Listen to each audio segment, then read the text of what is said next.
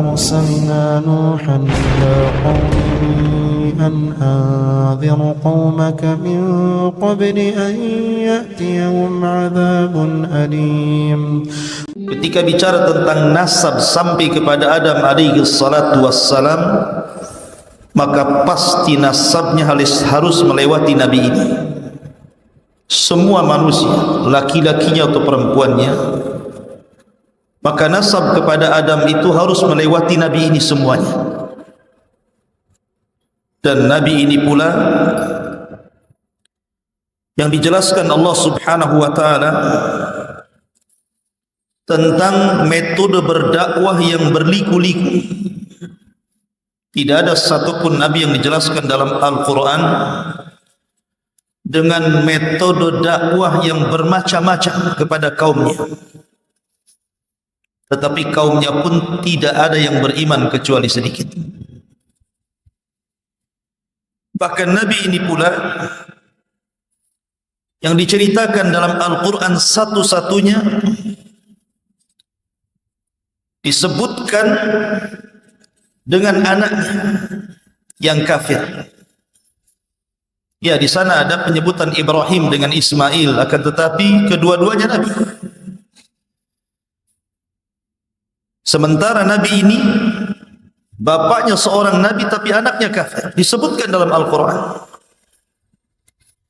Bahkan Nabi ini pula yang kemudian pertama kali memberantas kesyirikan yang ada di alam semesta. Siapa Nabi yang kita akan bahas? Nabi Nuh alaihi salatu wassalam. Nuh alaihi salatu wassalam di dalam Al-Quranul Karim panjang lebar Allah jelaskan. Bahkan ada satu surat khusus menjelaskan tentang dakwahnya. Namanya Suratun Nuh. Bahkan juga dalam Suratul Hud dan surah-surah yang lain cukup lengkap. Artinya bahwa Nabi ini betul-betul harus kita kenali siapa untuk diambil pelajaran dan ibrahnya.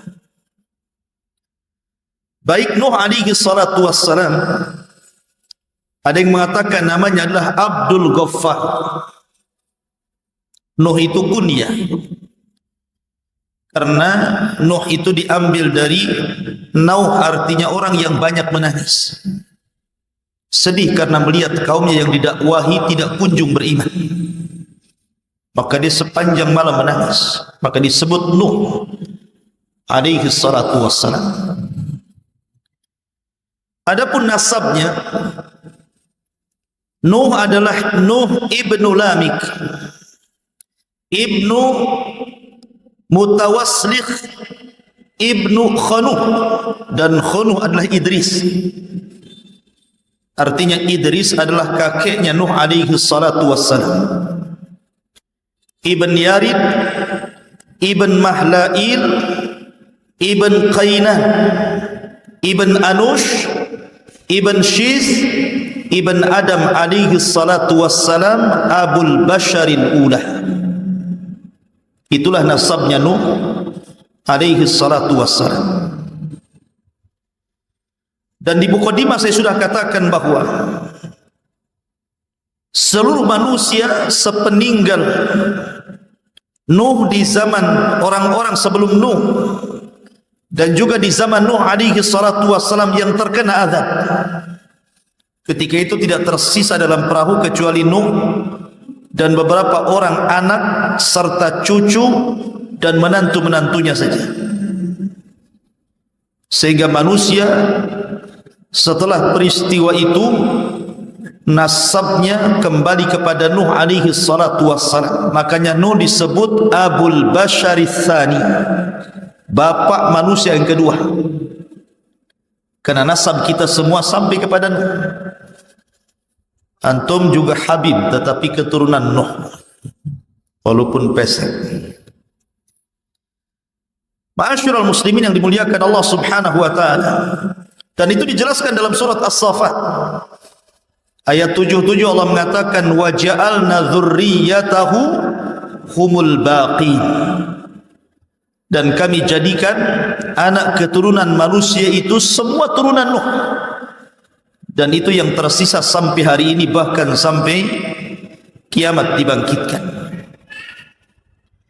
Ada yang mengatakan Nuh alaihi salatu wassalam lahir dari wafatnya Adam alaihi salatu wassalam itu 146 tahun dari wafatnya Adam. Ada yang mengatakan 126 tahun. Ada yang mengatakan 126, ada yang mengatakan 146 tahun dari wafatnya Adam. Akan tapi berdasarkan hadis yang sahih, sebagaimana disebutkan di dalam Sahih Bukhari dari Abdullah bin Abbas radhiyallahu anhuma, kana baina Adam wa Nuh asyrata qurunin kulluhum alal Islam. Jarak antara Adam dan Nuh itu 10 abad. Satu abad itu 100 tahun. Artinya 1000 tahun. Dari wafatnya Adam sampai lahirnya Nuh itu 1000 tahun. Dan semua di atas tauhid, tidak ada yang menyekutukan Allah Subhanahu wa taala. Ma'asyiral muslimin yang dimuliakan Allah Subhanahu wa taala. Dan sepakat para ulama berdasarkan hadis yang sahih tentang hadis syafaat bahwa Nuh adalah awwalur rusul, rasul yang pertama. Karena Adam adalah nabi, Syith nabi, Idris nabi, tetapi Nuh adalah rasul pertama. Kenapa? Karena Allah Subhanahu wa taala menyebutkan dalam surah Nuh, Allah mengatakan an anzir qaumaka, agar engkau memberikan peringatan kepada kaum wahai Nuh. Dan nadharah, peringatan itu karena ada sebuah penentangan terhadap Allah dan Rasulnya yang sangat besar. Makanya ketika Allah Subhanahu wa taala berfirman kepada Rasul, inna arsalnaka basyiran wa mubasyiran wa nadhira, sesungguhnya kami mengutus anda wahai Muhammad basyirah, sebagai kabar gembira, wa mubasyiran, dan menghabar gembirakan kepada orang lain, wa nadhira, dan memberikan peringatan. Jadi ada basyir, ada nadhir.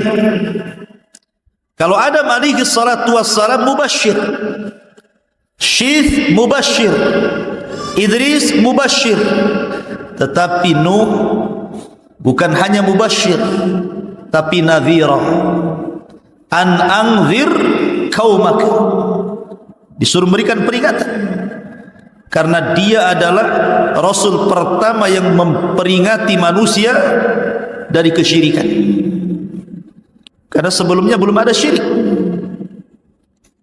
Adam diutus kepada anak-anaknya, tidak ada kesyirikan. Kemudian Syith diutus kepada saudara-saudaranya, tidak ada kesyirikan. Begitu juga Idris diutus kepada anak-anak pamannya, kerabat-kerabatnya, dan belum ada kesyirikan. Baru di zaman Nuh alaihi salatu wassalam, satu-satunya nabi yang diutus Allah untuk menyampaikan kalimat la ilaha illallah. Karena ketika orang berbuat syirik berarti melepaskan kalimat itu. Berarti orang itu harus dikembalikan kepada tauhid dan harus mengucapkan kalimat la ilaha illallah, tidak ada sesembahan yang berhak disembah kecuali Allah. Karena seruan ini hanya berlaku kepada orang-orang yang keluar dari Islam. Dan di zaman Nabi Adam, Nabi Syith atau Idris, tidak ada yang keluar dari tauhid. Ma'asyiral muslimin yang dimuliakan Allah Azza wa Jalla, maka dari sini berdasarkan hadis, fayatuna Nuhan fayaquluna ya Nuh innaka anta awwalar rusul ila ahli al-ardi. Maka manusia ketika di padang mahsyar mereka berangkat kepada Nuh untuk meminta syafaat. Kemudian setelah mereka di hadapan Nuh, manusia pun mengatakan, "Ya Nuh, anta awwalur rusul." Engkau adalah awal rasul, rasul pertama yang Allah utus ke dunia. Ishfa' lana ila rabbik. Berikan syafaat untuk kami kepada Tuhan. Dari sini menunjukkan bahwa Nuh adalah awal rasul. Karena sering saya ulang-ulang tentang kisah keluarga Wad. Tentang kisah keluarga Wad. Disebut Wad itu karena manusia cinta kepada Wad itu. Dalam bahasa Arabnya Wad itu artinya cinta. Mawaddatan wa rahmah kan itu. Karena orang-orang itu cinta kepada Wad, dan Wad itu masih kaumnya Idris sebelum Nuh alaihi salatu wassalam. Wad ini bukan nabi, tetapi orang soleh. Karena di zaman itu ketika Idris meninggal dunia, tidak ada nabi lagi, sehingga hanya ada orang soleh saja yang mengajak manusia kepada kebaikan selama ditinggal para nabi. Rupanya Allah subhanahu wa ta'ala takdirkan Wad ini meninggal. Kemudian perjuangan Wad ini dilanjutkan oleh putranya yang namanya Suwa. Suwa pun dicintai manusia karena kebaikannya. Kemudian Suwa meninggal dunia, dilanjutkan perjuangan dakwahnya oleh putranya lagi namanya Yaghus. Putranya Wad yang lainnya namanya Yaghus. Kemudian Yaghus meninggal, perjuangan pun, dakwah pun dilanjutkan oleh anak Wad yang lainnya namanya Ya'uq, sampai akhirnya ditutup dengan Nasr, masih putra Wad. Ketika Nasr meninggal, Wad tidak punya anak lagi, manusia pun kehilangan. Disinilah syaitan iblis yang memang sejak zaman Adam alaihi salatu wassalam ingin menyesatkan Adam, tapi tidak bisa. Bahasa kitanya karena Adam sudah kapok begitu. Ketika di sorga diusir dari sorga karena memakan buah larangan akibat waswas syaitan. Maka ketika Adam diturunkan ke bumi, syaitan berusaha menggoda Adam. Adam tidak mau. Sudah cukup satu kali bermaksiat kepada Allah, sehingga dia berdoa kepada Allah subhanahu wa ta'ala, Rabbana zalamna anfusana wa illam taghfir lana wa tarhamna lanakunanna minal khasirin.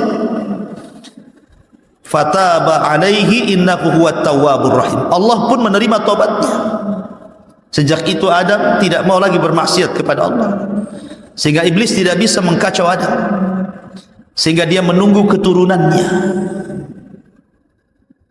Lah ketika ada kesempatan untuk menyesatkan manusia dari jalan Allah, mengantarkan manusia kepada kesyirikan, di masa ketika meninggal keluarga Wad semuanya ini, baru kemudian syaitan berbentuk manusia saleh mendatangi kaumnya Wad itu dan mengatakan, tidakkah kalian rindu dengan Wad dan keluarganya? Maka manusia mengatakan tentu. Kemudian iblis yang menyamar sebagai orang saleh mengatakan, kenapa pula kalian tidak membuat patung? Patung keluarga Wad. Sehingga kalau kalian melihat patung itu, kalian akan dinostalgiakan. Bagaimana dulu Wad ahli salat, ahli zikir, ahli ibadah, ahli taat, sehingga kalian akan terangsang untuk melakukan itu. Akhirnya dibuatlah patung Wad, Suwa, Yaghus, Ya'uq, Nasr, ditempatkan di sebuah tempat khusus di ketinggian, sehingga kalau mereka lewat melihat patung-patung itu terangsang untuk beribadah, tapi tidak ada kesyirikan. Kemudian generasi pertama pembuat patung meninggal, datang generasi kedua.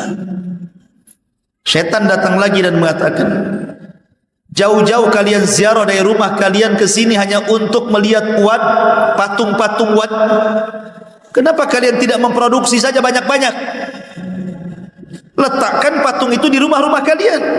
Tak perlu lagi kalian datang kemari. Subhanallah, dia khutuwat syaitan namanya. Setan itu kalau menyesatkan orang selangkah-selangkah, akhirnya diproduksi banyak-banyak, diletakkan di rumah-rumah orang itu.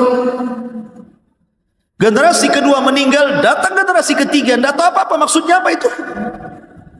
Iblis datang lagi berbentuk orang saleh dan mengatakan, aku loh hidup di zaman bapak kalian, di zaman kakek kalian, di zaman orang yang membuat patung-patung ini.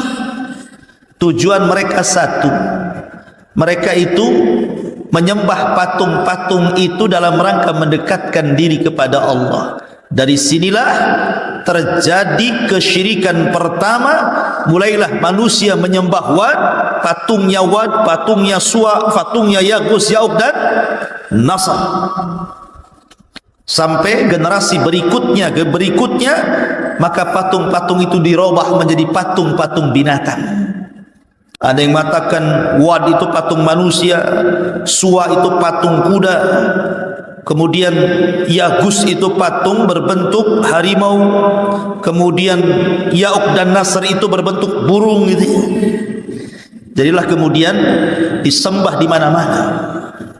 Lihat bagaimana cerdasnya syaitan untuk menyesatkan manusia dari tauhid menuju syirik. Makanya Allah mengatakan, kana an-nasu ummatan wahidah fakhtalafu faba'atsallahu an-nabiyyin. Dulu umat ini bersatu di atas tauhid. Sejak zaman Adam, Syith, Idris, semua bersatu di atas tauhid. Fakhtalafu, mulailah mereka bercerai-berai, mulailah mereka menyembah patung. Maka Allah utus ketika itu faba'atsallahu an-nabiyyin. Siapa nabi yang Allah utus? Nuh alaihi salatu wassalam. Maka dialah Rasul yang pertama memberantas kesyirikan. Ma'asyiral muslimin yang dimuliakan Allah subhanahu wa ta'ala, kapan Nuh diutus menjadi Rasul? Kalau Nabi SAW diutus di usia 40 tahun. Ada yang mengatakan bahwa Nuh diutus ketika usianya 50 sanatan, 50 tahun. Ada yang mengatakan 350 sanah, 350 tahun usianya baru diutus menjadi Rasul. Ada yang mengatakan 480 sanatan, ketika usia beliau 480 tahun. Dan ini yang dikuatkan banyak ulama. 480 tahun Nuh diutus menjadi Rasul. Ya, karena usia dakwahnya saja 950 tahun. Berarti usianya di atas 1000. Kalau 950 tahun ditambah 480 tahun kemudian meninggal, berarti kurang lebih usianya 1400. Ada yang mengatakan 1500, ada yang mengatakan 1870 tahun gitu ya. Karena umat dulu itu selain usianya panjang-panjang, postur tubuhnya pun tinggi-tinggi.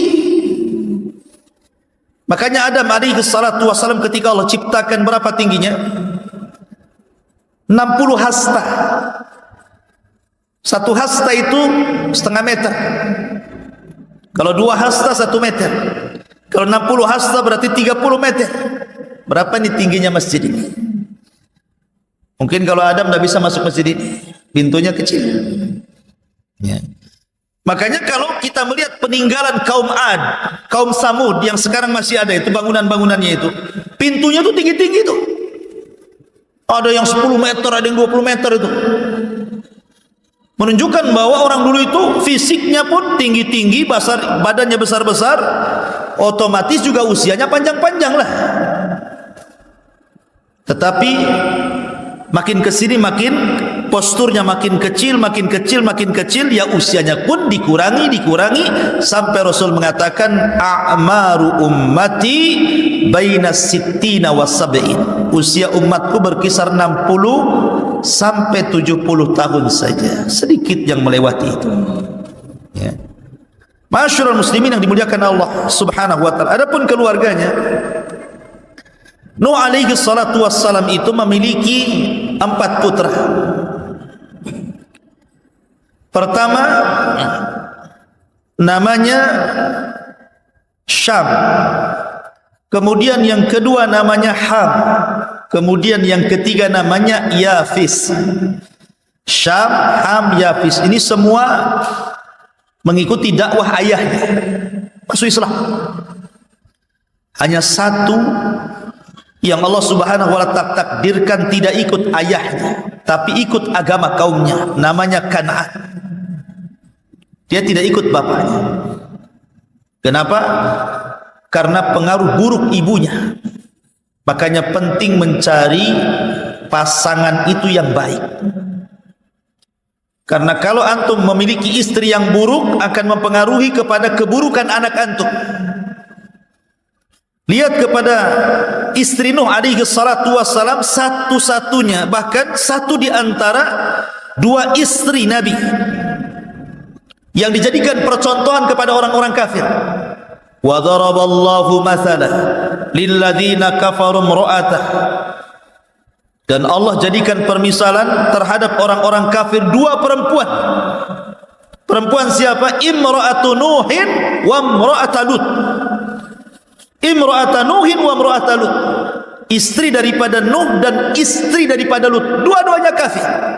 Padahal suaminya Nabi. Maka karena keburukan akhlak istrinya Nuh, turun kepada Kan'an. Turun kepada anaknya Kan'an. Dua-duanya kufur. Subhanallah, ya. Nuh diuji dengan istri dan satu anaknya ini. Padahal Nuh sudah berusaha menyelamatkan anak loh ya. Ketika dia di atas perahu, dia lihat Kan'annya sudah lari-lari ke bukit tinggi-tinggi untuk menyelamatkan dari banjir. Nuh sudah berteriak, ya bunayyar kam ma'ana. Anakku naik ke perahu. Karena tidak ada yang selamat hari ini. Tapi anaknya mengatakan, sa'awi ilal jabal. Hendak, saya akan cari tempat yang paling tinggi. Memang sampai di mana banjir ini katanya. Tapi Nuh mengatakan, wahai anakku, tidak ada yang selamat hari ini. Pasti air ini akan melewati setinggi manapun gunung yang ada di sini. Subhanallah ikhwan, tidak ada yang selamat satu pun. Semua diratakan, semua dibinasakan kecuali Nuh dan orang yang ada di perahu. Ma'asyiral muslimin yang dimuliakan Allah Azza wa Jalla. Adapun tentang masalah perahu Nuh alaihi salatu wassalam, Nuh alaihi salatu wassalam dijelaskan. Jadi ketika pada tanggal 10 dari bulan Rajab, berarti bulan Rajab kemarin, sekarang sudah masuk Sya'ban ya. Jadi Nuh alaihi salatu wassalam naik ke atas perahu.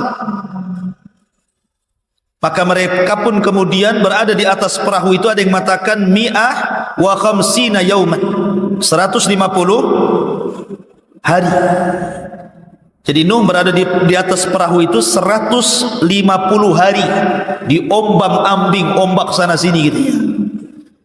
Sampai akhirnya kapal itu bersandar di Bukit Judi Irak selama 1 bulan.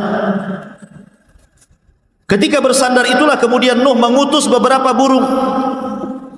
Datang burung kemudian memakan daun zaitun. Oh, berarti sudah surut. Kemudian diutus burung lagi, rupanya tapaknya ada tanahnya. Oh, berarti sudah sampai ke bumi surutnya. Setelah 1 bulan di atas perahu itu baru kemudian turun. Maka dari situlah kemudian kehidupan manusia dimulai setelah Allah hancurkan semuanya sejak zaman Adam alaihi salatu wassalam. Akhirnya kemudian Nuh alaihi salatu wassalam selama itu pas di bulan Muharram, ada yang mengatakan tanggal 10, kemudian Allah selamatkan dari banjir bandang yang sangat besar.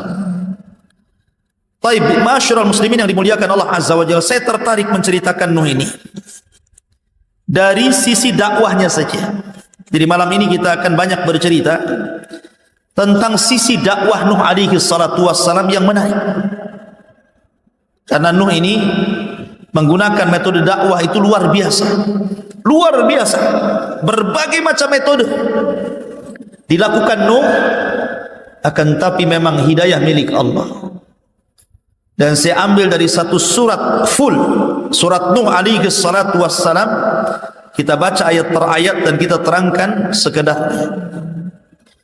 Allah Subhanahu wa ta'ala berfirman Di dalam Al-Quranul Karim, inna arsalna Nuhan ila qaumi. Sesungguhnya kami utus Nuh kepada kaumnya. Maknanya begini, antum kalau hendak berdakwah di sebuah daerah, kalau yang menjadi seorang dai, seorang ustaz atau penyuruh kebaikan itu adalah putra daerah, tentu akan mudah berdakwah. Mendakwahinya itu akan mudah, pengaruhnya akan banyak. Berbeda kalau seandainya saya bukan putra daerah, diutus kepada daerah tertentu, ya ada yang berhasil, ada yang tidak. Begitulah para nabi. Kalau nabi diutus itu biasanya diambil dari kaum yang akan didakwahinya. Makanya Allah Subhanahu wa taala mengatakan, wa ila adin akhahum Hud, dan kepada kaum Ad saudara mereka diutus Hud. Wa ila Tsamud akhahum Saleh, dan kepada kaum Tsamud saudara mereka Saleh diutus. Wa ila Madyan akhahum Syuaib, kepada Madyan saudara mereka diutus Syuaib. Artinya bahwa setiap nabi dan rasul itu dibangkitkan dari kaumnya. Supaya apa? Supaya mudah diterima. Karena mereka mengetahui kepribadian nabi itu sejak kecil, remaja, dewasa, sampai diangkat jadi nabi. Mereka mengetahui akhlaknya, tutur katanya, muamalahnya. Sehingga ketika mereka mengetahui dari kecil sampai besar dan Allah siapkan semuanya, mereka tidak bisa mencela. Seperti Rasul umpamanya, sedari kecil sudah dikatakan Sadiqul Amin, orang yang jujur lagi amanah. Tidak bisa mencela Nabi dari segi akhlak. Mereka hanya bisa mencela dari segi ajaran saja. Maka Nuh diutus dari kaumnya sendiri. Makanya Allah mengatakan, inna arsalna Nuhan ila qaumi an anzir qaumaka min qabli an ya'tiyahum adzabun alim. Agar engkau wahai Nuh memberikan peringatan kepada kaum sebelum datang kepada mereka azab yang pedih. Menunjukkan bahwa azab itu tidak mungkin turun kecuali setelah datangnya peringatan. Wa ma kunna mu'adzibina hatta nab'atsa rasulah. Tidak mungkin kami mengazab sebuah kaum kecuali setelah diutus rasul kepada mereka. Kemudian Nuh mulai berdakwah. Qala ya qaumi inni lakum nadhirum mubin.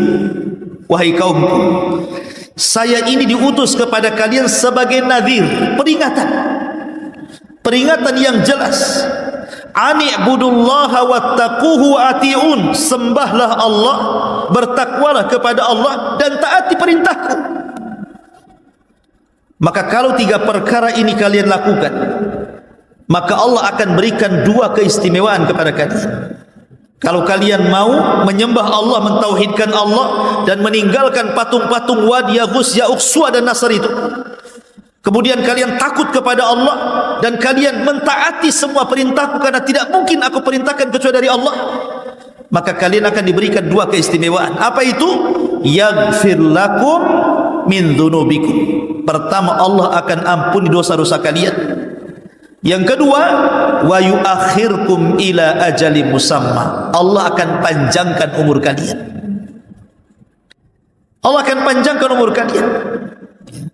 Jadi kalau kalian mau meninggalkan patung-patung itu, mentauhidkan Allah, bertakwa kepada Allah, taat kepada perintahku, kujamin dosa kalian yang dulu-dulu, kesyirikan kalian itu, Allah akan ampuni. Dan bukan hanya itu saja, wa yuakhirkum ila ajali musamma. Allah akan tambah panjangkan usia kalian, sehingga kalian bisa menikmati isi dunia ini dengan panjang lagi. Inna ajalallah idza ja'ala yu'akhkhar law kuntum ta'lamun. Karena ketentuan Allah itu kalau datang tidak mungkin digeser, kalau kalian tahu. Masyarul muslimin yang dimuliakan Allah Subhanahu wa taala, lah Nuh alaihi salatu wassalam ini, beliau bukan hanya sekadar berdakwah sebagaimana dakwah kita hari ini gitu. Seorang pendai yang berdakwah hari ini yang hanya mungkin mengambil seminggu sekali atau pagi saja atau malam saja, tidak. Nuh itu semua waktu dipakainya untuk berdakwah. Mau siang, mau malam, tidak peduli. Dan itu diceritakan oleh Nuh sendiri. Dalam Al-Quran, Qala Rabbi inni da'autu qaumi laylan wa nahara. Ya Rabb, sesungguhnya aku mendakwahi kaumku siang dan malam. Subhanallah. 950 tahun berdakwah kepada kaumnya siang dan malam. Bukan hanya siang saja, malam pun didakwahi. Bukan hanya itu saja. Falam yazidhum du'ai illa firara. Tetapi apa yang terjadi? Usaha Nuh, mungkin bahasa kitanya kurang banyak berhasil, karena tidak menambah kepada mereka dari dakwahku, kata Nuh, illa firara, kecuali mereka lari, tidak mau mendengarkan. Seperti apa sikap kaumnya itu? Allah mengatakan, wa inni kullama da'autuhum litaghfira lahum ja'alu asabi'ahum fi adhanihim wastaghshaw thiyabahum wa asarru wastakbaru istikbara. Dan saya setiap kali mendakwahi mereka kaumku, kata Nuh, agar mereka meninggalkan patung-patung itu, kesyirikan mereka, dan meminta ampun kepada Allah Azza wa Jalla. Apa yang terjadi? Kalau bisa semua jari ini, telunjuk ini masuk ke dalam telinganya, lubang telinga. Kalau bisa semua masuk, masukkan semuanya. Ketika Nuh apabila mendakwai kaumnya kemudian mulai masukkan jarinya ini ke dalam lubang telinganya, mulai dia pakai isyarat. Pakai isyarat, karena kalau ngomong kan nggak didengar. Gimana didengar? Ini telinganya sudah ditutup. Terpaksa pakai isyarat. Ya. Orang bisu gitu ya, pakai isyarat gitu. Mungkin satu-satu gitu. Gitu ya. Lah setiap kemudian Nuh, bayangkan, mulai dari bicara, setelah itu mereka menutup kuping, maka Nuh pakai isyarat. Ketika Nuh merubah dakwahnya dari bicara ke isyarat, akhirnya wastaghshaw thiyabahum, mereka pun tidak mau melihat isyarat telunjuk-telunjuk Nuh, diambilnya baju, ditutup wajahnya. Anda bisa bayangkan. Cukup wa asarru.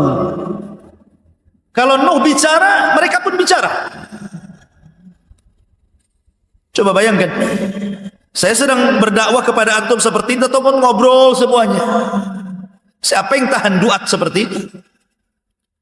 Atau ketika saya berbicara, tiba-tiba antum ambil handphone diletakkan pula di telinga antum. Atau kemudian mengambil pakaian ditutupnya wajah antum gitu. Siapa yang sabar seorang ustaz, seorang dai menghadapi kaum yang seperti ini? Coba. Enggak ada. Saya jamin semua ustaz kalau dihadapkan dengan kaum seperti ini pasti resign jadi ustaz. Saya berhenti saja jadi ustaz. Karena sudah melampau kan gitu. Bicara ditutup telinga, pakai isyarat ditutup wajah. Mulai dilantangkan bicaranya, mereka malah teriak-teriak.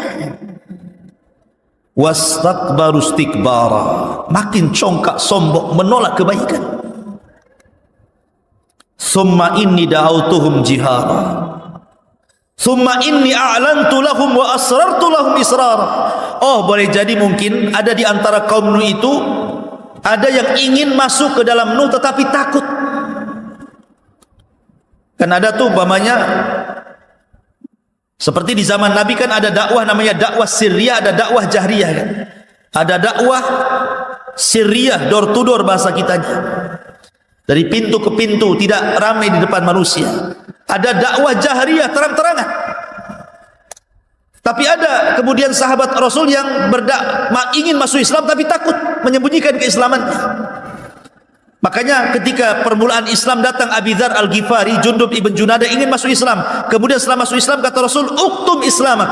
Sembunyikan keislaman. Jadi ada beberapa sahabat yang menyembunyikan keislaman. Maka boleh jadi mungkin kalau saya terang-terangan, kata Nuh, ada yang ingin masuk kepada dakwahku, takut mereka. Maka Nuh pakai metode dengan cara apa? Door to door. Makanya kemudian Allah mengatakan, "Tsumma inni da'autuhum jihara." Kemudian aku berdakwah terang-terangan. "Tsumma inni a'lantu lahum." Dan aku tampakkan dakwahku kepada mereka, wa asrartu lahum israra. Dan aku juga terkadang menyembunyikan dakwah kepada mereka. Supaya kalau ada yang ikut diriku itu tidak takut dengan yang lain, bolehlah menyembunyikan keislamannya dulu. Sampai seperti itu Nuh itu. Ma'asyiral muslimin yang dimuliakan Allah Azza wa Jalla. Kemudian Nuh alaihi salatu wassalam mengatakan, "Faqultu astaghfiru rabbakum innahu kana ghaffara." Lihat metode dakwah Nuh alaihi salatu wassalam. Siang, malam enggak kenal lelah. Kemudian jihar, israr, terang-terangan, sembunyi-sembunyi. Kemudian dengan thariqah targhib. Ini targhib namanya. Targhib itu sama dengan memberikan kabar gembira. Jadi Nuh alaihi salatu wassalam pertama tidak menakut-nakuti dulu dia. Jadi metodenya memberikan kabar gembira. Apa kata Nuh? "Istaghfiru rabbakum innahu kana ghaffara." Mintalah ampun kepada Rabb kalian, karena dia adalah zat yang maha pengampun. Tinggalkan patung-patung itu, tinggalkan kesyirikan kalian, kembali kepada tauhid. Kalau kalian kembali kepada tauhid, tadi sudah diberi dua keistimewaan, diampuni dosa kalian, dipanjangkan usianya. Ada lagi, kata Nuh, kalau kalian mentauhidkan Allah, meminta ampun kepada Allah, yursilis sama alaikum midrara wa yumdidkum bi amwalin wa banin wa yaj'al lakum jannatin wa yaj'al lakum anhara.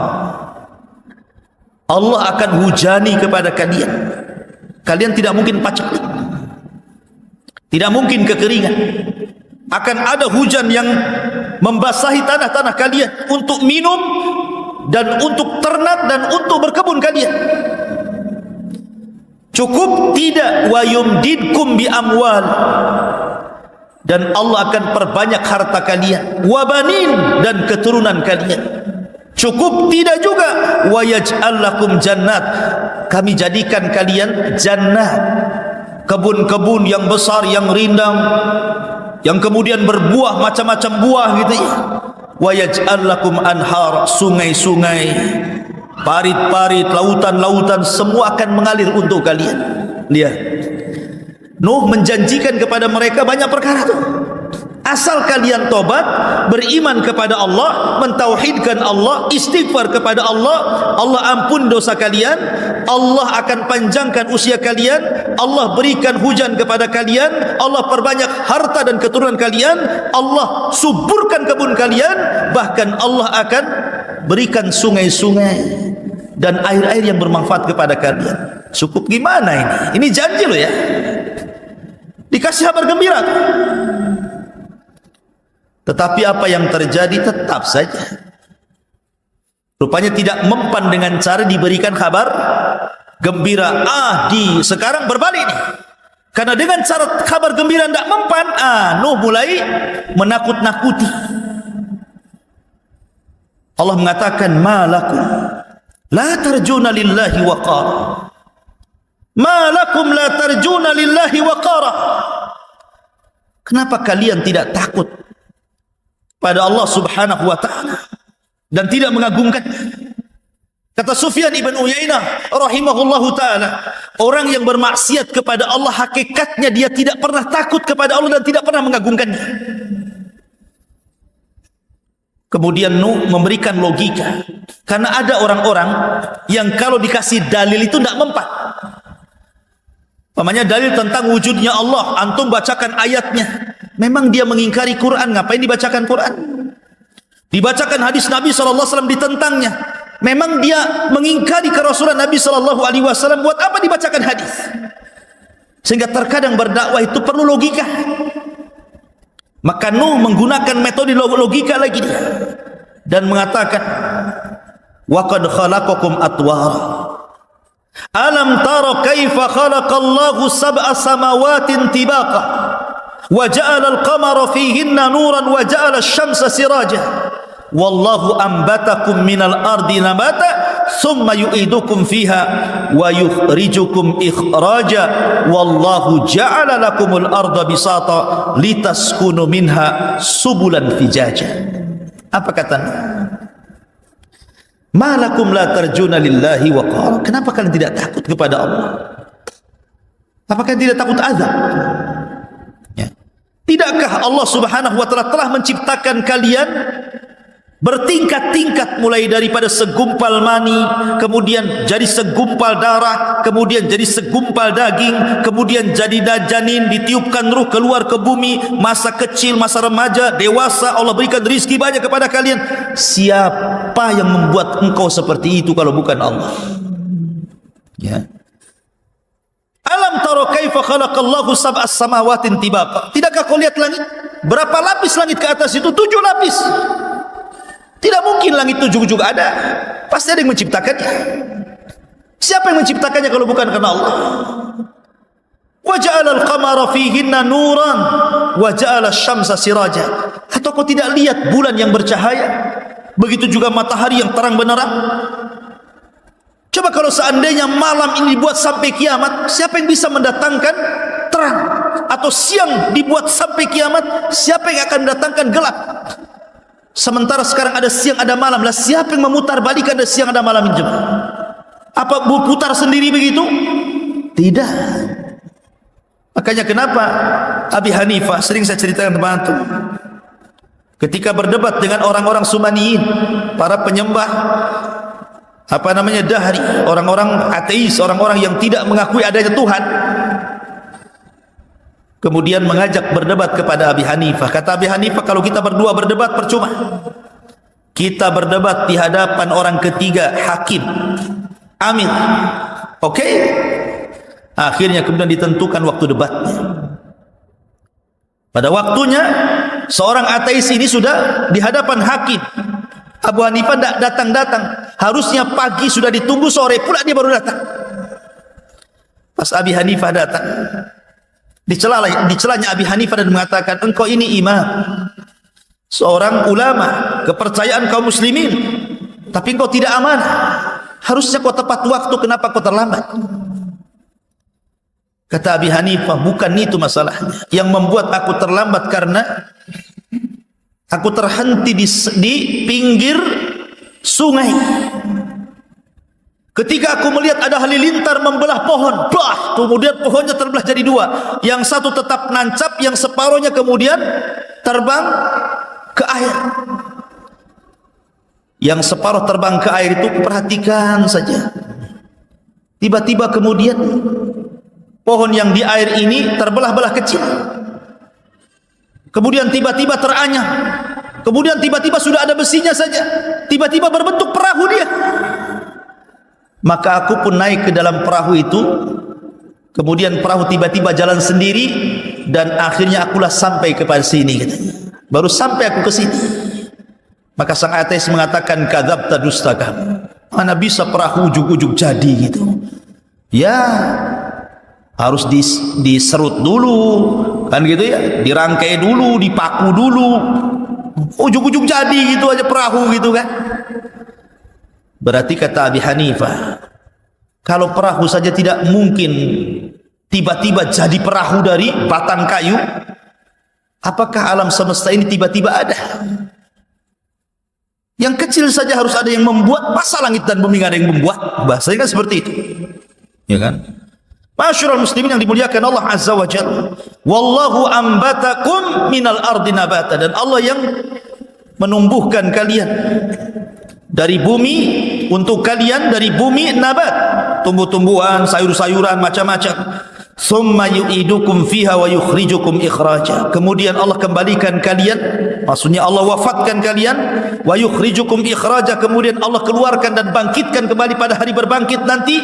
Wallahu ja'ala lakumul arda bisata. Dan Allah telah jadikan bumi ini terhampar sehingga kita bisa berjalan dengan tenang. Ya, litaskunu fiha, litaskunu minha, agar engkau bisa tinggal di bumi yang datar itu, subulan fijaja, bahkan bisa berjalan ke sana kemari. Ini namanya dalilul akli, namanya dalil akal. tentang wujudnya Allah Subhanahu wa taala. Karena mereka menyebutkan Allah. Maknanya begini, Nuh itu mau mengatakan seperti ini sebenarnya. Apakah yang menciptakan langit dan bumi itu Tuhan ini, Wad, Yagus, Ya'uq yang kalian sembah ini, ataukah Allah? Atau yang menumbuhkan tumbuh-tumbuhan ini patung-patung kalian, ataukah Allah? Nah, gitu maksudnya. Jadi diajak secara logika gitu ya. Tetapi memang kaumnya adalah kaum yang degil, ikhwan. Tak juga dapat hidayah.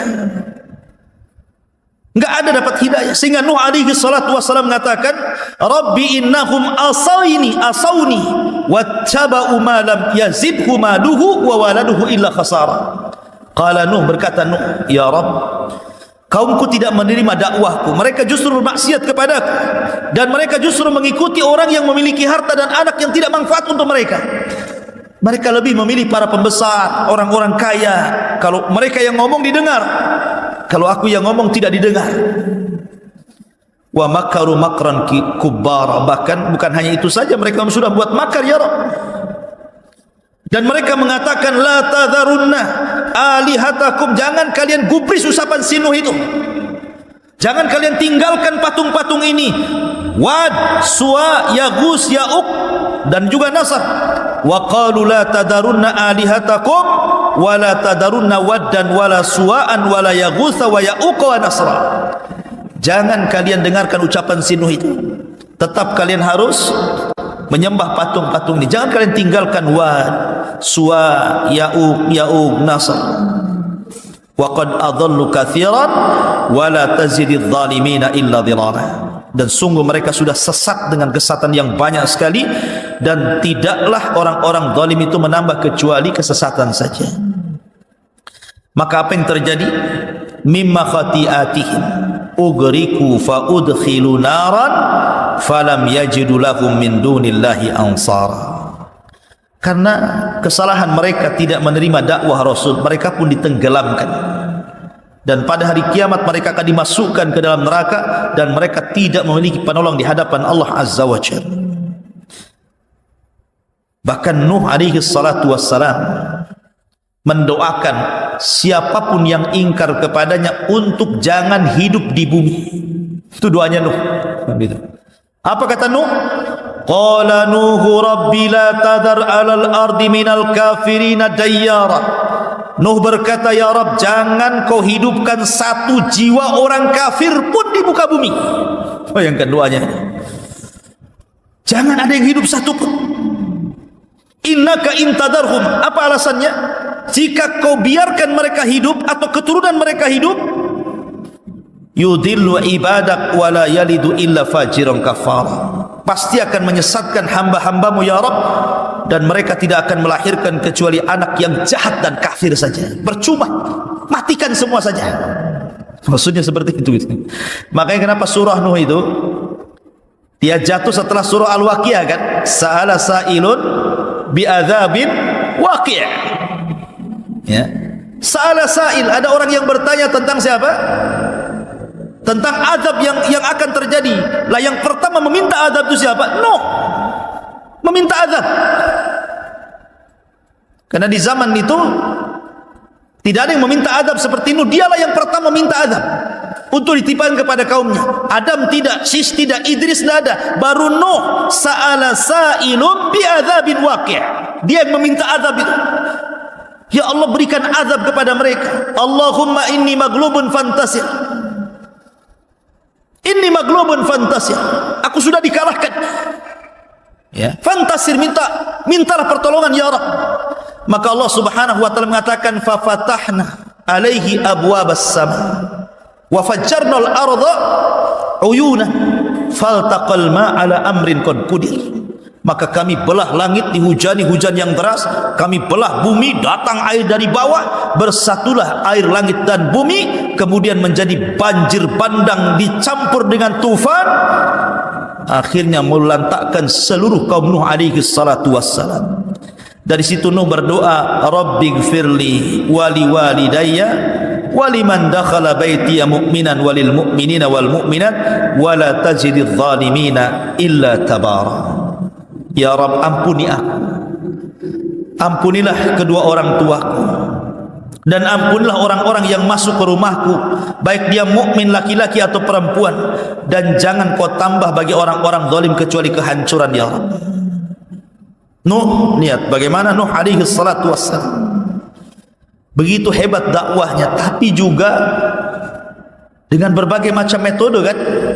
Siang, malam, terang-terangan, sembunyi-sembunyi, dengan cara tafsir memberikan kabar gembira, menakut-nakuti, tetap saja kaumnya seperti itu. Makanya kemudian Allah Subhanahu wa taala mengabadikan kisah Nuh di banyak ayat dalam Al-Qur'an. Bagaimana dakwahnya Nuh alaihi salatu wassalam. Masyarul muslimin yang dimuliakan Allah Azza wa Jalla. Pelajaran besar dari kisah Nuh alaihi salatu wassalam adalah bahwa hidayah itu milik Allah, bukan milik siapapun. Nabi Ibrahim alaihi salatu wassalam diuji dengan ayahnya Azar. Azar tidak masuk Islam, tidak masuk agama Ibrahim. Padahal Ibrahim itu kurang apa lembutnya dalam berdakwah, bapaknya pun menolak. Nuh dan Lut tidak mampu mendakwai orang yang paling dekat dengan dia, yang satu kamar setiap malam, istri mereka, bahkan anak mereka Kanaan. Kemudian Nabi Yusuf alaihi salatu wassalam tidak bisa mendakwai saudara-saudaranya, bahkan yang mencelakakan Yusuf saudara-saudaranya juga, walaupun kemudian belakangan bertobat kepada Allah Azza wa Jalla. Termasuk Rasul sallallahu alaihi wasallam, dari paman-pamannya yang paling mencintai Rasul siapa? Abu Talib, pun tidak bisa memberikan hidayah kepada Abu Talib. Kalau Abu Lahab ya sudahlah, memang pamannya yang memusuhi dia. Tapi Abu Talib yang merupakan ayah angkatnya, wa wajadaka yatiman fa'awa, kami dapati engkau Muhammad yatim, kemudian kami berikan perlindungan. Salah satu yang dikirim Allah untuk melindungi Rasul setelah dari pangkuan kakeknya Abdul Muttalib adalah Abu Talib, sampai diangkatnya jadi Nabi dan Rasul, sampai menikah dengan Khadijah. Tahu akhlaknya Rasul Abu Talib itu. Makanya Abu Talib sangat cinta dengan Rasul. Tapi juga percuma juga kecintaan Abu Talib kepada Rasul, karena dia tidak masuk Islam. Ya, Rasul dihadapkan dengan Abu Talib, saling mencintai Rasul, mencintai Abu Talib, Abu Talib mencintai Rasul, tapi tidak menjadikan Abu Talib selamat dari neraka kan? Menunjukkan bahwa hidayah itu milik Allah. Tetapi walaupun hidayah milik Allah, ada tugas bagi kita semua, sampaikan hidayah Allah lewat hidayah kita, hidayatul irsyad. Jadi tugas kita ini menyampaikan hidayah Allah kepada mereka. Soal mereka sadar, mereka tidak sadar, itu urusan Allah. Taufik itu milik Allah Azza wa Jalla. Tapi jangan berhenti dari dakwah, karena terkadang orang itu diuji dari orang dekat. Diuji ibunya tidak mau sholat, diuji saudaranya tidak mau akur, diuji oleh istrinya nggak mau ibadah, diuji oleh suaminya, macam-macam orang itu ujian itu kan. Dan paling berat memang dari dalam. Makanya Nabi SAW diperintahkan Allah, wa anzir ashiratakal aqrabin, mulailah dari orang-orang dekat engkau wahai Muhammad. Ku anfusakum wa ahlikum nar, jagalah diri kalian dan keluarga kalian dari api neraka. Lah ketika kemudian manusia mulai menyimpang akidah mereka, maka Allah Subhanahu wa taala mengutus seorang rasul yang namanya diabadikan dalam Al-Quran, bahkan dijadikan satu nama dalam Al-Quran, Suratun Nuh. Rasul pertama yang diutus Allah namanya Nuh alaihi salatu wassalam. Ini rasul pertama. Sebelumnya belum ada rasul. Sebelumnya para nabi saja, Idris, Syith, Adam, ini nabi. Dari sinilah Syekh Nasiruddin Al-Albani rahimahullahu ta'ala membuat definisi tentang perbedaan nabi dan rasul. Kata beliau, adapun nabi itu diutus kepada umat yang belum ada penyimpangan dalam bab akidah. Adapun rasul diutus kepada umat yang antara akidah rasul dengan umatnya itu bertentangan. Maka inilah definisi yang didefinisikan oleh Syekh Nasiruddin Al-Albani, dan ini pendapat yang betul. Karena banyak para ulama ketika membedakan Nabi dan Rasul, ada yang mengatakan Nabi itu diutus kepada kaumnya saja, Rasul diutus kepada manusia yang banyak. Ada yang mengatakan Nabi itu mengikuti syariat sebelumnya, Rasul itu mengikuti syariat baru. Tetapi yang jelas bahwa ada kemiripan di antara mereka, bahwa tidak setiap Nabi dia Rasul, tapi setiap Rasul pasti dia Nabi. Itu kesimpulannya. Maka kemudian Nuh alaihi salatu wassalam ini digambarkan dalam surah Nuh ini bagaimana dakwahnya. Bagaimana Nuh alaihi salatu wassalam dengan lelah letih berdakwah kepada kaumnya, dan itu menjadi percontohan kepada siapapun yang berdakwah kepada dakwah tauhid. Ini percontohan yang luar biasa. Bagaimana tantangan dakwah Nuh alaihi salatu wassalam ini. Karena dia Rasul pertama masalahnya. Dan Allah subhanahu wa ta'ala berikan usia yang panjang kepada Nuh. Kenapa? Karena Nuh diutus kepada kaum yang keras kepala, susah untuk diajak berdakwah, susah untuk diajak kebaikan. Makanya Nuh itu usia dakwahnya saja disebutkan dalam Al-Quran alfasanatin illa khamsina am. 1000 tahun dikulangi 50 tahun, artinya 950 tahun. Itu usia dakwahnya. Adapun usianya sendiri, ada yang mengatakan 1780 tahun, ada yang mengatakan 1500 tahun, ada yang mengatakan 1400 tahun. Dan inilah pendapat yang kuat wallahu alam, bahwa Nuh memiliki usia 1400 tahun. Panjang sendiri usianya karena dia hidup di beberapa generasi. Ya.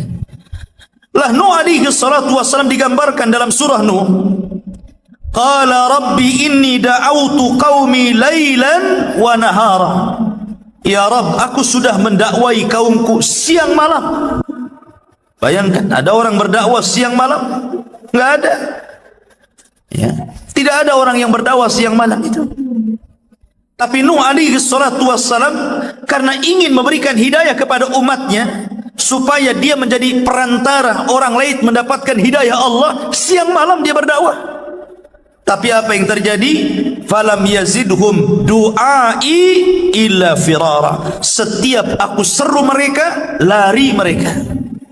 Lebih parah lagi, wa inni kullama da'autuhum litaghfira lahum ja'alu asabi'ahum fi adhanihim wastaghshaw thiyabahum wa asarru wastakbaru istikbara. Dan semakin aku dakwai kepada mereka. Jadi Nuh ini kalau berdakwah, pokoknya lewat kaumnya, dia berdakwah, mengajak manusia ke jalan Allah. Apa yang mereka lakukan? Mereka tutup telinganya dengan telunjuknya begini. Kalau Nuh lagi ceramah begini. Lebih parah lagi, bajunya ditaruh di mukanya. Bajunya ditaruh di mukanya gini, nggak mau nengok Nuh. Coba kalau seandainya antum lagi saya ceramai kayak gitu, wassalam saya kan, pergi saya, ayo ceramah sama antum, ya kan? Orang ceramah begini coba. Bukan itu saja, ditutup tuh mukanya dengan bajunya. Wastaghshaw thiyabahum, dan mereka tetap takabur, sombong. Ma'asyiral muslimin yang dimuliakan Allah Subhanahu wa taala. Tetapi Nuh tidak putus asa di awal dakwanya, terus dia berdakwah. Terus berdakwah. Sampai suatu ketika kaumnya mendengar bagaimana Nuh alaihi salatu wassalam mendakwahkan kepada kaumnya, ya qaumi ibudullaha ma lakum min ilahin ghairu. Wahai kaumku, sembahlah Allah karena tidak ada sesembahan selain Dia. Tapi kaumnya mengatakan, inni akhafu alaik, qala al mala'u min qaumihi inna lanaraka fi dhalalim mubin. Berkata para pembesarnya ini, wahai Nuh, saya tidak melihat kecuali engkau ini sesat. Dari sini ikhwah fidin menjadi sunnatud dakwah, menjadi tabiat dakwah. Siapapun antum ketika mendakwahkan dakwah tauhid, pasti jawabannya ini. Jawabannya apa? Seperti para pembesar kaum Nuh mengatakan, inna lanaraka fi dhalalim mubin. Kami ini tidak melihat engkau wahai Nuh kecuali engkau ini mendakwahkan dakwah sesat. Dan coba saja antum lakukan dakwah tauhid. Antum katakan ini syirik, ini tidak ada contohnya dari Rasul, pasti akan timbul fitnah dan akan timbul ejekan, bahkan mungkin kekerasan. Pasti antum dianggap sesat, ya kan? Mungkin di zaman sekarang antum dianggap Wahabi, antum dianggap teroris, antum dianggap macam-macam cerita. Jadi sifat dakwah tauhid itu sama saja sejak zaman Nabi Nuh sampai hari ini. Memang berat mendakwahkan tauhid ini. Masyarul muslimin yang dimuliakan Allah Subhanahu wa taala. Dari sini ikhwafidin muliakan Allah Subhanahu wa taala, Nuh tidak pernah kecewa dengan dakwahnya. Dia terus mendakwahkan dakwah tauhid. Tapi kaumnya mengatakan, ma hadza illa basyarun mithlukum yuridu an yatafaddala alaikum in huwa illa rajulun bihi junnah. Mereka mengatakan, hei Nuh, engkau kan manusia biasa, sama seperti kami. Engkau ini sengaja biar engkau mendakwai kami itu engkau lebih tinggi dari kami, lebih mulia dari kami. Kalau kami mengikuti anda berarti anda lebih tinggi daripada kami. Kau ini memang agak gila ini. Dikatakan gila gitu kan. Jadi wajar kalau seandainya pendakwah tauhid digila-gilakan, itu wajar. Masyarul muslimin, Nuh alaihi salatu wassalam terus berdakwah walaupun ditentang kaumnya. Sampai suatu ketika Nuh alaihi salatu wassalam sudah capek berdakwah. Bahkan ketika kaumnya kemudian berusaha untuk merayu Nuh alaihi salatu wassalam dengan mengatakan, anu'minu laka wattaba'akal ardhalun. Apakah kami harus beriman kepadamu wahai Nuh, sementara yang mengikuti engkau itu adalah orang-orang rendah? Orang-orang rendah. Sama dengan di zaman Rasul kan? Di zaman Rasul, orang-orang Quraisy ini membujuk Rasul agar agama yang dibawa Rasul itu cukup diikuti orang-orang kaya saja, para pejabat saja. Orang sekelas Bilal, Khabbab bin Arad, keluarga Ammar bin Yasir jangan diikutkan. Tapi Allah Subhanahu wa taala menegur Rasul dengan mengatakan, wasbir ma'al ladzina yad'una rabbahum bil ghadati wal 'ashi yuriduna wajha wa la ta'du ainaika anhum turidu zinatal hayatid dunya. Sabarlah engkau wahai Muhammad bersama orang-orang yang jelas-jelas menyembah Allah siang dan malam. Jangan kau berpaling dari mereka. Karena orang-orang ini berakal, walaupun mereka dianggap rendah oleh orang-orang ini, tapi mereka lebih berakal, tahu mana kebenaran dan mana kesesatan. Tapi orang-orang yang menganggap dirinya orang-orang yang mulia, mereka tidak berakal karena tidak paham mana sesat, mana kebenaran. Masyarul muslimin yang dimuliakan Allah Subhanahu wa taala, Nuh alaihi salatu wasalam terus seperti itu sampai akhirnya Nuh tidak sabar. Sehingga Nuh alaihi salatu wasalam berdoa kepada Allah Subhanahu wa taala, Rabbi inni maghlubun fantasir. Rabb, kaumku sudah mulai melampaui batas. Aku sudah hampir dikalahkan. Tolonglah aku. Dari sini kemudian Nuh alaihi salatu wasalam diberikan waktu oleh Allah Subhanahu wa taala. Dalam riwayat Israiliyat ada yang mengatakan 240 tahun untuk menanam pohon, kemudian menyerutnya dan menjadikan kapal. Jadi 100 tahun nanam pohon, 100 tahun menebang dan menyerutnya, 40 tahun membuat kapalnya. Jadi dari biji itu buat kapal itu, ya, disiramin sampai 100 tahun udah pohonnya udah gede, ditebang, diserutin sampai 100 tahun baru dirancang sebuah kapal 3 tingkat. Ya, 3 tingkat. Karena tingkat yang paling bawah khusus binatang-binatang yang ganas. Binatang-binatang harimau gitu kan. Tentu harimau zaman dulu kan besar ya. Karena orangnya juga tinggi-tinggi, kalau harimaunya sekecil ini dianggap kucing. Ya kan? Orangnya gede-gede, harimaunya segede gini. Yang sekarang kita lihat ya nggak takut sama harimau. Mungkin dimain-mainin kayak kucing. Ya harimaunya juga gede lah ya. Artinya bahwa di bawah itu digunakan binatang-binatang buas. Baru lantai kedua digunakan untuk manusia, dan lantai ketiga digunakan untuk burung-burung. Dirancang seperti itu. Ya. Maka Nuh mulai mengikuti perintah Allah.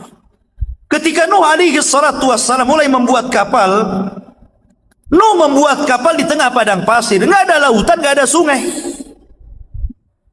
Maka orang-orang mengatakan, Nuh ini gila, buat perahu di tengah padang pasir. Akhirnya kemudian, tapi Nuh tidak perlu dengan mereka, tetap saja dia membuat perahu. Sampai akhirnya Allah mengatakan, nanti kalau seandainya azabku sudah kukirim, maka nanti ada tanur. Tanur itu tempat tungku-tungku yang keluar api.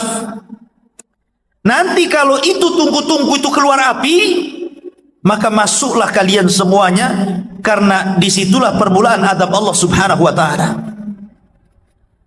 Makanya kemudian Allah subhanahu wa ta'ala memerintahkan Nuh alaihi salatu wassalam untuk membawa binatang-binatang berpasang-pasangan. Seperti umpamanya kambing berpasang-pasangan, unta pasang-pasangan. Pokoknya binatang-binatang disuruh untuk memasukkan berpasang-pasangan. Supaya ada generasi. Lah ketika Nuh alaihi salatu wassalam memulai kemudian dimasukkan ke dalam kapal, dan pengikut Nabi Nuh tidak banyak. Ada yang mengatakan 20 orang, ada yang mengatakan 40 orang, dan yang paling banyak pendapat 80 orang. Ada yang mengatakan 20 tahun sekali baru dapat pengikut. Luar biasa kan dakwahnya. 20 tahun sekali baru dapat satu pengikut. Ya. Dan ini menunjukkan bahwa keberhasilan orang berdakwah itu bukan karena ramainya orang-orang yang mengikuti, bukan karena sedikitnya pula orang yang mengikuti, tapi suksesnya dakwah itu menyampaikan kebenaran. Soal orang ikut tidak, itu terserah dia. Karena kita ini sebagai dai hanya menyambungkan hidayah Allah kepada mereka. Kita ini wasilah yang mengantarkan hidayah Allah kepada orang yang kita dakwahi. Karena kita tidak memiliki hidayah, sehingga tidak banyak. Ya, walaupun sekarang ada dai yang ribuan gitu kan, bukan hanya di dunia nyata, sampai kepada dunia maya gitu kan. Bukan berarti menunjukkan bahwa dakwahnya benar, tidak. Karena dakwah benar itu ketika menyampaikan tauhid, itulah dakwah yang hak. Makanya ketika Rasul dikisahkan dalam sebuah riwayat, beliau pernah dimimpikan berada di padang mahsyar, kemudian melihat ke arah kiri ada kaum yang sangat banyak. Kemudian Rasul mengatakan, fadhanantu annahum ummati, aku sangka itu umatku. Kata malaikat, bukan, itu umatnya Musa. Kemudian Rasul mengarah lagi ke arah kanan, dilihatnya ada umat yang lebih banyak daripada Musa. Maka malaikat mengatakan, nah itu baru umatmu. Kemudian malaikat mengatakan, dari umatmu ada 70.000 yang masuk surga tanpa hisab dan azab. Kemudian dalam riwayat itu disebutkan, aku melihat Nabi yang hanya pengikutnya 2, bahkan sama sekali ada Nabi yang tidak punya pengikut. Apa kita katakan gagal dakwahnya? Tidak. Mereka sudah menyampaikan kebenaran, tapi hidayah milik Allah. Ya. Masyarul muslimin yang dimuliakan Allah subhanahu wa ta'ala, maka ketika semua sudah masuk ke dalam perahu, maka Allah datangkan azabnya, tufan. Ya. Allah gabungkan faltaqal ma ala amrin qad qudir. Artinya Allah turunkan hujan berhari-hari, kemudian Allah pancarkan air dari dalam perut bumi. Jadi digabungkan tuh air langit dengan air bumi itu. Kemudian menjadi sebuah tsunami besar yang ditiup oleh angin, tufan. Nuh ini punya 4 anak. Pertama Yam, atau Israiliyat menyebutnya Kanaan.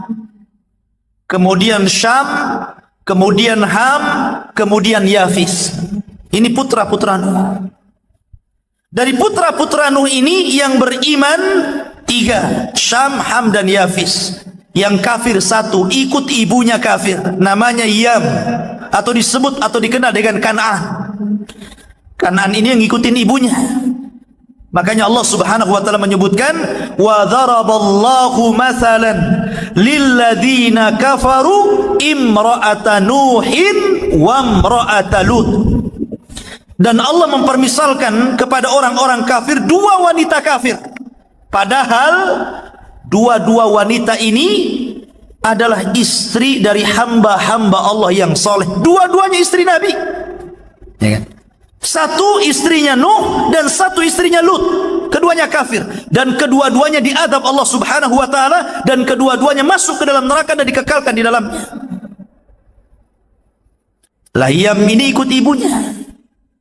Tapi seorang bapak, ikhwan, tidak mau anaknya celaka. Bagaimanapun tetap seorang bapak masih ada perasaan sayang kepada anaknya. Ketika mulai banjir tuh, ya, maka orang-orang berusaha naik ke tempat yang tinggi, tapi air itu mengejar mereka. Makanya Nuh mengatakan, irkam ma'ana, naik ke perahu. Tapi Yam enggak mau, tetap dia mengatakan, sa'awi ilal jabal. Oh enggak, saya akan naik ke atas bukit, katanya. Air ini tidak akan menyentuh saya. Kata Nuh alaihi salatu wassalam, ini adab, tidak ada yang menyelamatkan siapapun. Tapi ketika kemudian Allah Subhanahu wa taala mengatakan, innahum laisa min ahlik, innahu laisa min ahlik, dia bukan keluargamu lagi wahai Nuh, sudah berangkat saja. Akhirnya kemudian ditinggalkan keluarganya, ya. Maka ketika kemudian betul-betul adab Allah itu datang, maka tidak ada manusia yang hidup, anak-anak, laki-laki, perempuan, orang tua, semuanya mati. Semua binatang mati, semua manusia mati. Tidak ada yang hidup satupun, kecuali orang-orang yang di perahunya Nabi Nuh. Makanya Nabi SAW sering mengistilahkan as-sunnatu kasafinatin Nuh. Sunnah itu seperti kapalnya Nabi Nuh. Kalau anda ingin selamat, ikut sunnah sebagaimana orang-orang ikut kapalnya Nabi Nuh. Tapi kalau anda ingin sesat, tinggalkan sunnah, ya, sebagaimana kaum Nuh tersesat dan diadab Allah karena tidak naik ke perahunya. Dari sini ikhwafidin muliakan Allah Subhanahu wa taala, hikmah yang sangat besar. Nuh alaihi salatu wassalam dengan gelombang yang sangat besar, harusnya Nuh juga tenggelam loh. Coba bayangkan, ini kapal-kapal kecil, penumpangnya tidak banyak, sementara azab Allah besar, ya kan? Gelombang yang sangat besar, ini air sampai gunung. Coba antum bayangkan, mana gunung yang paling tinggi? Anggaplah Himalaya sana, itu air sampai di atas gunung. Sementara perahu kecil, secara logika harusnya perahu itu juga tumbang kan gitu dengan ombak yang sangat besar. Tapi Allah Subhanahu wa taala yang membuat banjir dan gelombang, dan Allah pula yang memerintahkan Nuh untuk membuat perahu dan naik di atas perahu, sehingga semua skenario Allah Subhanahu wa taala. Maka Nuh alaihi salatu wasallam berdoa dalam kapal itu agar diselamatkan, ya. Maka Allah mengatakan, fa anjainahu wa ahlahu minal karbil azim. Kami selamatkan Nuh dan keluarganya dari azab yang sangat luar biasa ini, yang sangat besar. Masyarul muslimin yang dimuliakan Allah Subhanahu wa taala, ada kisah-kisah khurafat Israiliyah, tapi terkadang perlu diceritakan juga, biar kalau ada seorang dai menceritakan kisah ini, oh antum tahu ini khurafat. Jadi selama kapalnya Nabi Nuh ini berada di atas gelombang, rupanya dalam kapal itu ada tikus. Tikus ini disebutkan dalam hadis Rasul apa? Fawasik, kan? Binatang termasuk fawasik, binatang yang fasik karena suka mencuri. Tikus kan banyak jenisnya ya, ada tikus gede, tikus got, kan? Ada curut, ada apalah kan begitu. Dan tikus itu suka nyuri biasanya, berogoti makanan tengah malam. Itulah kerjanya tikus. Makanya salah satu binatang yang boleh dibunuh adalah tikus. Antum jangan melihara tikus. Ustaz, putih bagus, hamster katanya. Nggak ada, mau hitam, mau putih, mau kuning, bunuh. Apain antum melihara binatang yang disuruh dibunuh? Aneh orang sekarang ini. Ada binatang suruh dibunuh, contoh ular, dipelihara, tidur sama ular. Agak gila dia kan gitu. Nabi suruh bunuh, dia pelihara pula. Jadi tikus ini suka nyuri. Jadi makanan yang di dalam kapal itu, ya kan, itu dihabisi sama tikus saja. Sementara Nuh tidak tahu sampai kapan kapal itu akan bersandar. Artinya sampai kapan banjir itu akan surut. Maka Nuh alaihi salatu wassalam berdoa supaya tikus ini tidak nyuri lagi. Maka Allah mengilhamkan kepada harimau untuk bersin keluar dari telinganya kucing, dari hidungnya kucing. Haci, keluar kucing. Tommy and Jerry. Ya. Akhirnya kejar-kejaran lah dalam perahu itu kan, tikus sama kucing. Akhirnya nggak berani lagi itu. Tikus nyuri. Ini kisah khurafat Israiliyat. Nggak usah diceritakan. Karena masyarakat kita ini kalau diceritakan begini langsung percaya saja. Apalagi cerita orang Syiah ya. Orang Syiah itu kan pandai khurafat. Bahwa Ali ini selalu mengeluarkan cairan madhi. Kata Ali radhiyallahu an, kuntu rajulan madzaan. Aku ini seorang laki-laki yang suka mengeluarkan air madhi. Maka kemudian karena kedudukanku dengan Rasul ini sangat dekat, aku ini kan suami daripada putrinya, malu kalau aku bertanya tentang ini kepada Rasul. Akhirnya kemudian dia meminta Miqdad ibn Aswad untuk bertanya kepada Rasul tentang apa yang dialami Ali. Dan antum tahu perbedaan madhi, wadhi, mani, ya kan? Kalau wadhi, antum capek kencing keluar kental, itu namanya wadhi. Capek kencing kok ada cairan kental, namanya wadhi.